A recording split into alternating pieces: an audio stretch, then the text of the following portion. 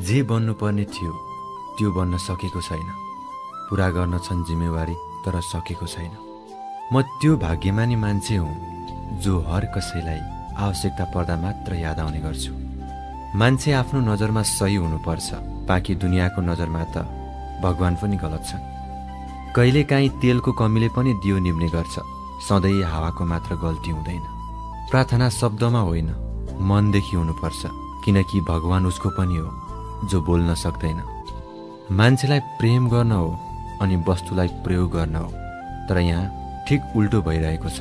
वस्तुलाई प्रेम अनि मान्छेलाई प्रयोग गरिन्छ। सहरमा सपनाहरू छुटे, गाउँमा आफ्नाहरू छुटे।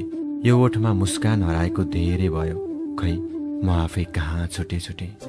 मन त करोडौँको थियो, त के गर्नु, मान्छेहरू खल्ती छाम्ने रहेछन्। जे छ त्यसैमा रमाउनु पर्छ भन्ने मलाई पनि थाहा छ।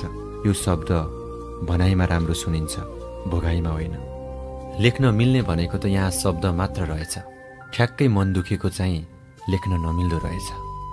कुकुर पिटाई खाएर पनि वफादार छ, अनि मान्छे माया पाएर पनि गद्दार छ। रूप हेर्छौ भने अन्तै जाऊ, मन हेर्छौ भने सुन्दरताको पहिचान हो म। कोही थिएन मलाई सम्झाउनको लागि, मैले आफ्नै काँधमा टाउको राखेर रोएको छु। सजाय धेरै दियो जिन्दगीले, तर गल्ती के थियो कहिले बताएन। सपना, रहर, चाहनाहरू त पहिले हुन्थे, आजभोलि त समस्याहरू मात्र छ जीवनमा। वरिपरि सबै थिए तर पनि खै एक्लोपनको महसुस भइरह्यो। बाध्यता बनेर होइन, आवश्यकता बनेर जिउन पाऊँ तिम्रो जिन्दगीमा। हातको रेखामा कहिले पनि विश्वास नगर्नु, भाग्य त्यसको पनि हुन्छ जसको हात हुँदैन। साथ चाहिएको बेला साथ नै नभएपछि जति वर्ष सँगै भए पनि के मतलब भयो र।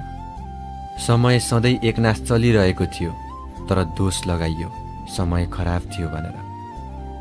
आकाश छुने सपना देखेर धरतीमै रमाउन सक्नु पनि एउटा खुसी नै रहेछ।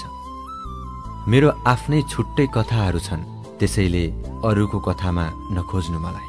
खुसीको नाममा यही झुटो मुस्कान मात्र बाँकी छ मसँग। यहाँ साँचोको लागि होइन, खाँचोको लागि मात्र बोल्ने गर्छन् मान्छेहरू। बाँधेर राखेको भावनाहरू शब्दले खोल्ने रहेछ। कसैलाई न्यानो घाम, कसैलाई पोल्ने रहेछ। मुसुक्क हाँसेर पनि कति पीडा लुकाइएका पीडाहरू पनि त आँखाले बोल्ने रहेछ। ढिलै भए पनि जाने हो एक दिन परदेश, अनि हराउने हो 2-4 वर्ष। जिन्दगीमा इज्जत कमाउनु, हैसियत त आफै बढ्दै जान्छ। भगवानको आश भन्दा पनि अब जुन परिस्थितिलाई मनले स्वीकार गर्छ त्यसैमा नै सुख मान्नेछु। उडाउने सपना देखाएर पखेटा काटिदिनेको कमी छैन यहाँ, त्यसैले कसैको भर नपर्दा हुन्छ। सफल हुनलाई नआत्तिएको त होइन नि, मेरो सङ्घर्षले ठाउँ नै पाउँदैन त म के गरौँ। ईर्ष्या र डाहा गर्ने आफन्त, घृणा गर्ने शत्रु भन्दा पनि खतरनाक हुन्छ। हर उदासी पछिको कारण प्रेम हुँदैन।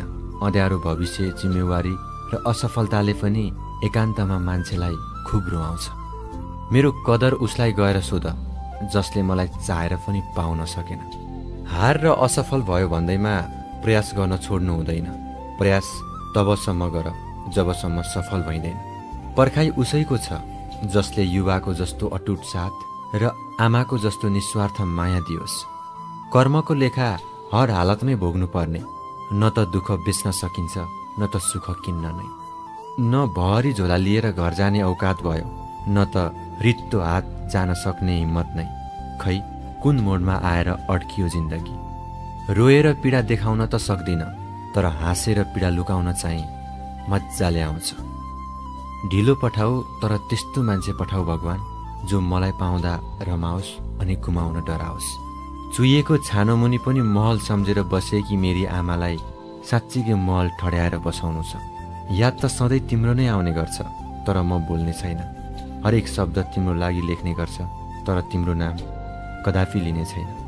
कदर उसैलाई गर्नुहोस् जसले तपाईँलाई चाहन्छ अनि तपाईँको उपस्थितिमा खुसी हुने गर्छ।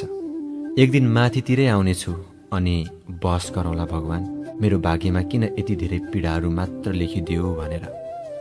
विद्याभन्दा धन ठुलो, मायाभन्दा पैसा ठुलो, आफन्तभन्दा सम्पत्ति ठुलो। विद्यालयले भन्दा जिन्दगीले सत्य कुरा सिकायो। धेरै हिम्मत चाहिन्छ साथी, भविष्यको चिन्ता, रित्तो गोजी अनि जिम्मेवारीको बोझ लिएर बाँच्न। अलिकति धार्मिक, अलिकति मार्मिक छु, जे छु मेरो लागि त ठिक छु म। कतिपय अन्धविश्वासहरूमाथि आफूलाई परेपछि मात्रै विश्वास लाग्ने रहेछ। देख्दा जति सुन्दर देखिए पनि कागजको फूलमा भमरा बस्दैन नि महोदय। कस्तो दुनियाँ यो, आँसु लुकाई हाँस्नु पर्ने, झुटो बोल्दा संसार जित्ने, साँचो बोल्दा रुनु पर्ने। केही नयाँ पाउने चक्करमा त्यो नगुमाउनु जो केवल तिम्रो हो। को छ र त्यस्तो जसलाई म आफ्नो भनौँ? सहन नसक्दा पनि त सहेको छु, बाँच्न मन नहुँदासम्म पनि बाँचिरहेको छु। एउटै शरीरभित्र भएको मन र दिमागको त कुरा मिल्दैन, अरूसँग झन् कसरी मिल्थ्यो? रुन त म हर दिन तिम्रै कारणले रुन्छु, फरक यति हो, कहिले सम्झिएर त कहिले बिर्सन नसकेर। फूल त फूल नै हो नि, शिरमा सजिदा हाँसो अनि छातीमा सजिदा आँसु।